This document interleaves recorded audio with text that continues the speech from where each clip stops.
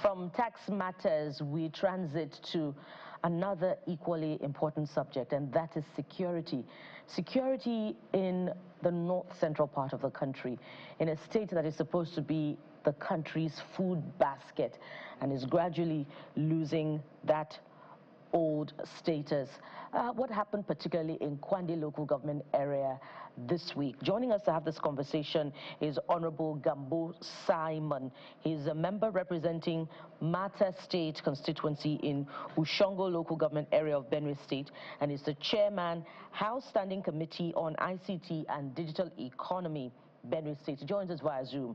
We also have joining us Mr. Solomon Lopev, is the technical advisor to the Benue State Governor on media, publicity, and strategic communication. He also joins us virtually from Makurdi, the state capital. Gentlemen, thank you so much for joining us on the program. Well, thank you very much for having me. Now, Benue State is very, very concerning for every Nigerian as far as security is concerned. Perhaps I'm going to start with you, Mr. Lopev. What exactly happened in Kwande local government area where 19 people died this week? Well, yeah, thank you very much for having me. Number one, I need to establish this fact. You know as well as I do that security is a challenge.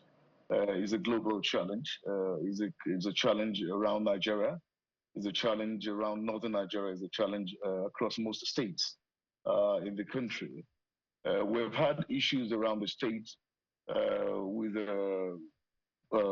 herders, we've had issues of community clashes, we've had operations of groups and cults. We've had issues, particularly in the Kwande local government area where you're talking about. People who are trying to illegally extract resources, our God-given resources in the area without following due process, who have been coming criminally to destabilize the area in order to extract and take away what is legitimately given to us as a state and as a nation. They have been using every means possible to destabilize the area so that they can cover their operations without anyone getting to know what is happening there. Then we have issues of criminals, and then you have issues of people taking advantage of the insecurity around the area, and then you have politicians who are trying to cause instability to discredit whoever is in power. These things have been happening for the past 13 years. It's been going on and on for the past 13 years. His Excellency, Reverend Father Dr. Hyacinth Mamilia inherited this when he came on board. But what you're asking particularly, which was the incident that happened, it's been happening in recent times, attacks here and there, affecting communities, affecting people, affecting those resident in the area.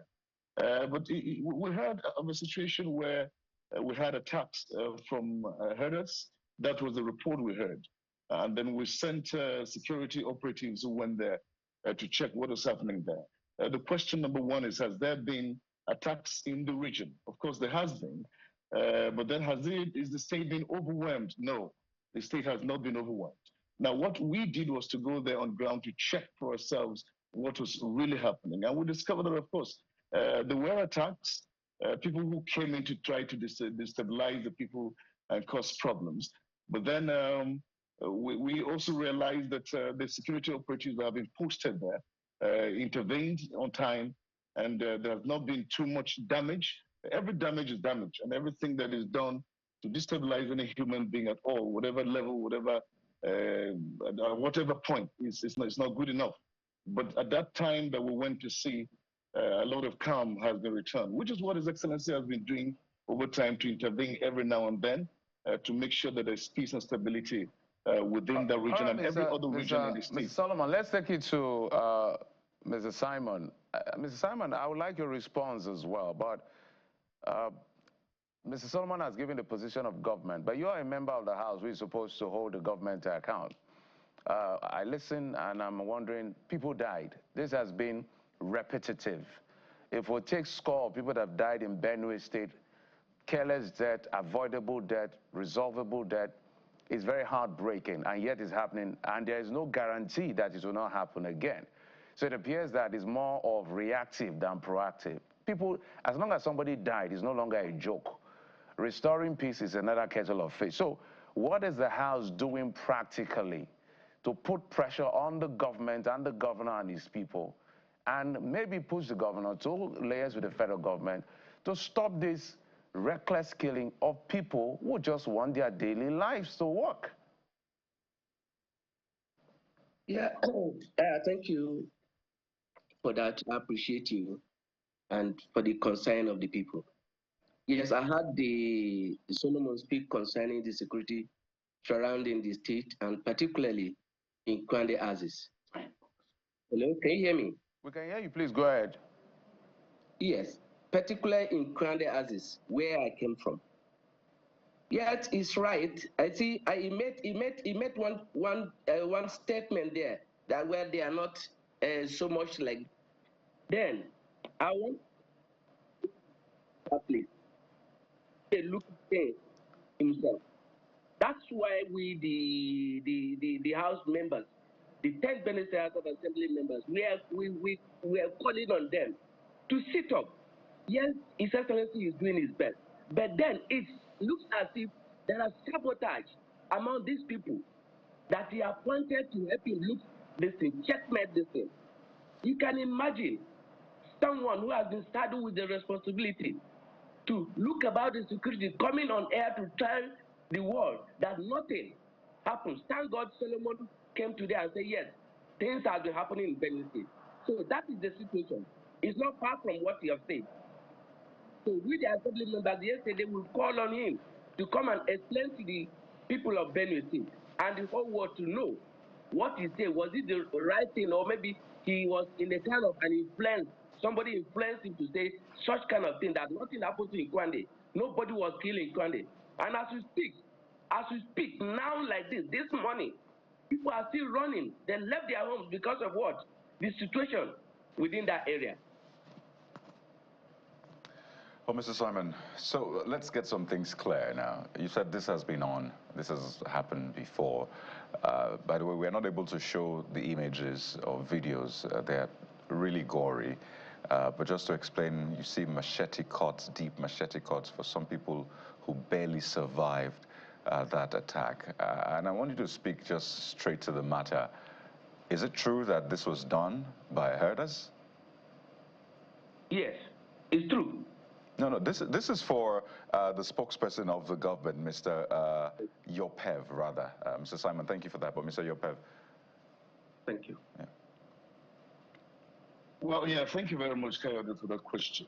As I outlined this, I outlined it earlier, and I told you, security challenges within the area is not just about headers.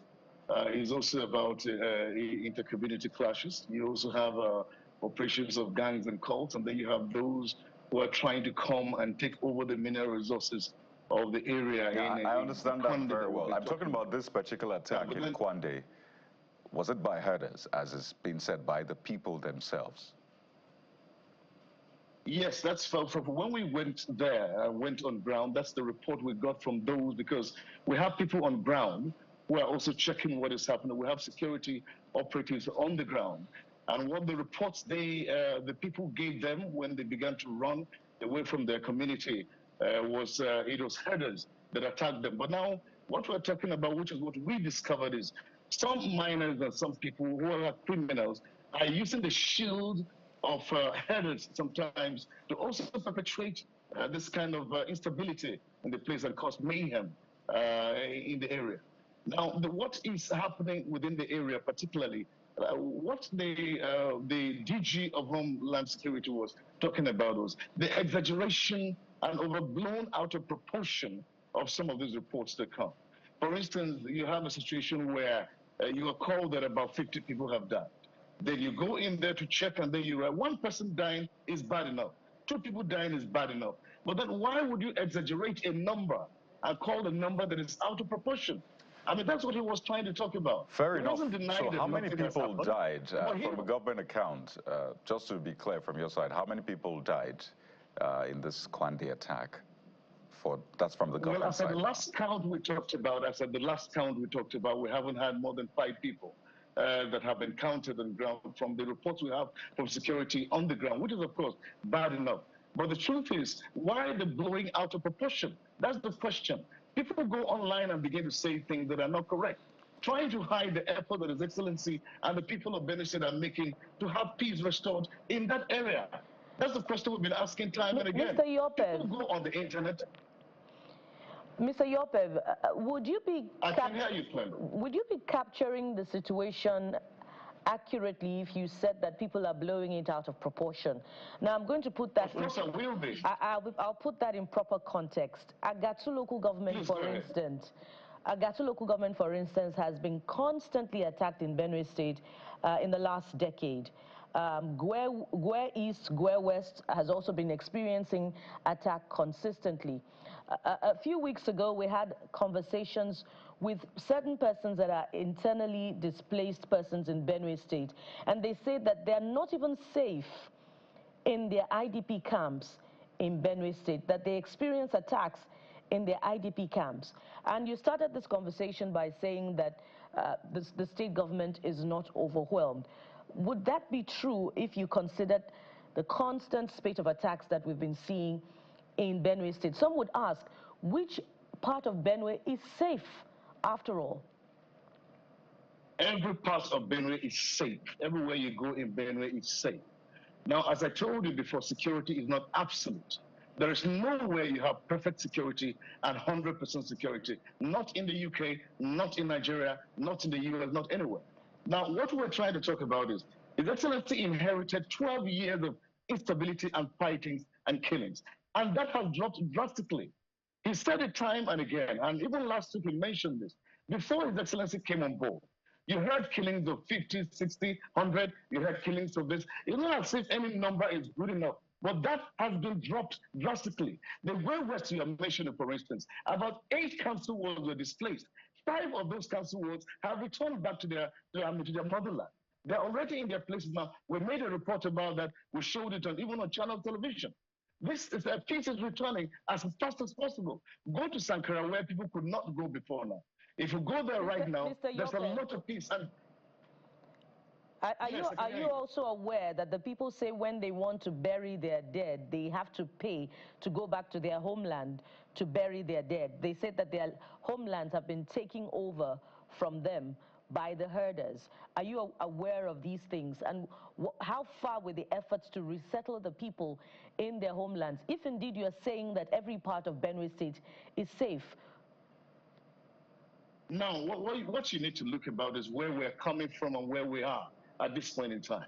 This is what has been inherited over the past 12 years and has been happening consistently. Some people were driven out of their homelands about 9, 10 years ago, before His Excellency even came on board. This is not trying to be we're not trying to put up a defense. We're trying to tell you that within less than 2 years, His Excellency has done more for the state in terms of security provision than any other government has done in the past 2 or 3 decades. Now, what we're talking about here is very simple. Those areas we're talking about may have been areas where those who were displaced a long time ago. And of course, we have heard stories here and there. I mean about those. But His Excellency is working tirelessly to ensure that that is also put in the past. Now, remember that security is not something you just wave a magic wand and it disappears. This is a process. You have to follow due process. You have to follow tactics. You have to follow calculations. You know, you don't just Mr. Yopev, just a moment, Mr. Yopev, if I take it out, I think, but let me just take it to Mr. Gambo. But in one breath, you had said that everywhere is safe. In another breath, you're admitting that insecurity is everywhere. So I wouldn't know which to take on this particular one. But let me, just a moment, I'll come back to you. I'll come back to you. There's no admission that insecurity is everywhere. I am telling you that His Excellency inherited 12 years of instability in the state. But the truth remains that there are parts of Benue that is still unsafe. We gave you data, and we're asking you, how do you say you're not overwhelmed when there's consistent attack? I told you there's nowhere you have absolute security anywhere in the world. Otukpo, Kwande, Agatu, all of this place. You are mentioning Otukpo. Where are the attacks in Otukpo? These are stories you hear, and I've been telling you, reporters, time and again. When you hear stories, send people to the site. You have investigative journalism. Send people to the site. Let them also check for themselves. Okay, let me just ask you. Let me just hold on, Mr. Ayope. What happened to them? Mr. Ayope, So let's take it to Mr. Gambo. And begin to throw it around. You should also investigate and find out what is for sure. Mr. Gambo, let's come to you for a moment. Mr. Ayope, I think we've gotten your thoughts and we've established what we can establish from you. But let's get to Mr. Gambo Simon. You are the House of Reps. You stayed there. Your people have been attacked. You have heard Mr. Ayope say, what is your response to him when he says government has not been overwhelmed? He's also made a point that there has been gains by the Alleges government, but their attacks still go on. And we are talking about this reactive mode, or what you call not being overwhelmed, the argument of whether they are overwhelmed or not, and what is done to further protect the people. Mr. Gambo. Yeah, thank you. I think I appreciate the gentleman there, Mr. Ayope. But then, at least, the truth is very clear here. He admitted. And I want to tell him, you see, if you want to help the governor, the best way to help the governor is to tell him the truth and the bitter truth, what is happening. If you tell the governor that, yes, the situation in Kwande, to be precise, the situation in Kwande is overwhelming, so that the governor can do something better than covering up. If they are covering up, then there is something behind that they are doing that we, the people of Kwande, did not know. He said they went there. Please, can you tell us that yesterday, what happened? How many bodies? He made mention of people that died in Kwande. We are not up to 6. That's a flatter lie before the public. You can go there, go to AKC in Jatoka now, AKC hospital, I'm mentioning the name. Go there now and see what is happening there now yourself.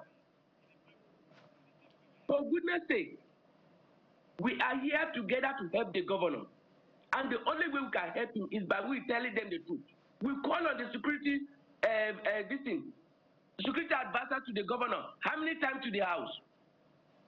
To let them know that if they cannot do this thing, there was a time we move a motion to ask the governor to sack them. Because if they cannot come to defend the life and properties within the state, then what are they doing? If they are capable to do this, let them give way so that people that are willing to help the state should come in. Not by we trying to cover up, tell the governor that is working. Yes, he's working. But in terms of security, I'm saying this, his best is not enough. If it is best is enough, we couldn't have called on him yesterday at the floor of the house.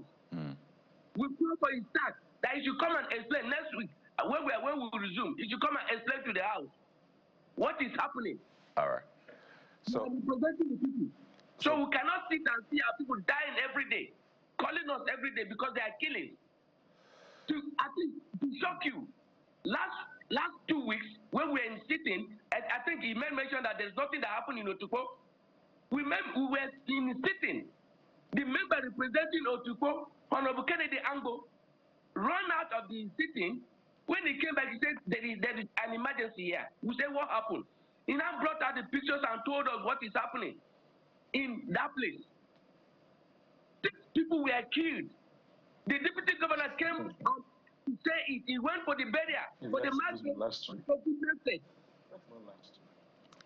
All right. I said 2 weeks back. I didn't say last week. I said 2 weeks back when we were sitting. So there you have it. Thank you, Mr. Gambo Simon. Mr. Ayope, I mean, these are facts out there. And just going back to the incident in Kwande, the representative of Kwande East, that's Mr. Mato, I believe that's his name, Mr. Samuel Mato, gave the figures yesterday. If I said 10 more bodies were recovered yesterday morning or the day before in the morning, added to the 5 previously, so it's 15. For you to say 5, it just paints that picture of you really know what is actually going on in those parts of the state. And one of the campaign promises of a governor when he was campaigning, and there were lots of expectations from the people for him. One of the campaign promises was that he said if he wins, he would, among other things, establish permanent integrated forward operation bases for security men at all the flashpoints where there have been cases of armed attacks and displacement of people for the Kwande people. They didn't see any of that. So what's going on? Promises made, not fulfilled, at least for those people. They don't see the fulfillment. Kayode, lots of promises made, lots of promises kept. And I'm not trying to blow anything out of proportion here. He said something about covering up, and I need to let you know. Now, since His Excellency came on board, there are lots of things he has done about security. For instance, just recently, he launched what you refer to as Operation Anyamyo. This is a combination of the DSS, the Army, the Civil Defense, the Air Force, the Navy, and all of that put together. He also brought on board what is referred to as the launch army of the Benue Civil Protection Guard. Now, this is a merging together of young people and all the strong people around the communities, what you refer to as community policing. 5,000 of those people were brought on board. He released about 100 Hiluxes for security forces. He gave about 600 bikes for us to be able to reach into hinterland. The man himself has been now in the Katsina Axis, where you have the Sankara Axis, for instance. Bishop Aide Dugu is leading a peace talk where the Tutiv and all other rulers are involved in the talks, and a lot of peace has been restored. When a man is making this kind of efforts, you can't say that he has anything to hide. You can, what does he have to hide in the first place? He has come here for one primary reason, to give peace to his people, to bring development to the state. He cannot, on the other hand, be doing things that will contradict the promises he has made. He has been keeping all the promises. If you go to Kwande, for instance, now, what he's talking about, we have had all this. For instance, if you speak to Brigadier General Rabiu has been there. The DSS coordinator, Dr. Bisson, has been there. The Stephen Yabene has been there. Lara Bitrus, the state commandant of the civil defense, all of these people have been there. Mr. This is a collaboration between them and the state to ensure that peace returns in that region. This is not like this is about the lives of the people. How are they there? You've mentioned all these big, pardon me, you've mentioned all of these names. How were they there? And that attack happened. 15 people killed. So what exactly is going on? Now, for Canada, let me tell you the terrain. If you go to a Kwande local government area, the terrain is a hilly, is an unstable. That's the word I can use. It's a very dicey kind of situation we have as far as the terrain is concerned. And those people that are attacking, usually they come from Kashimbala. That is the findings we got, the boundary between Cameroon, Taraba, and Benue. And when they're coming through that side, what they are using is a guerrilla attacks method. They are not located in a particular place where any security outfit can go to attack them and clear them out. Just a moment. And they go out, come in and go out. And efforts are being made constantly. Just a moment, Mr. Yopev. We're totally out. We're totally out of time. If you can hear me, Mr. Yopev, the point here is you've come back to the same point. Nobody's saying effort has not been made. Like the House member says, effort is not enough. Nobody applauds effort. We want result. If whatever, all these visits, even if the governors visit and people still die, effort doesn't make any meaning. That's what we're saying. More things have to be done. We're trying to protect Nigerian citizens, which everyone swore to. But that's the much we can take, Bukola. Yes, indeed. And Mr. Yopev, just to mention that, another House member, Honorable Ubo, I believe, Teze Ubo, held a press conference yesterday, and he said 40% of the arable farmlands in the state have been overrun and are currently under the control of suspected armed herders. We hope that the governor gets this message, and indeed all these efforts that you've talked about, will translate into action, and that would be meaningful peace for the people of Benue State. We've been talking with Honorable Gabo Simon. He's a member representing Mata State constituency in Ushongo local government area of Benue State. We've also been talking with Mr. Solomon Yopev, who is the technical advisor to the Benue State governor on media, publicity, and strategic communication. Gentlemen, thank you so much for your time on the program. Thank you. Thank you. And from one concern to yet another, this time the political crisis in Osun State. Before we get that, we'll tie this to food security, but that will be after this break. Stay with us, we'll be right back.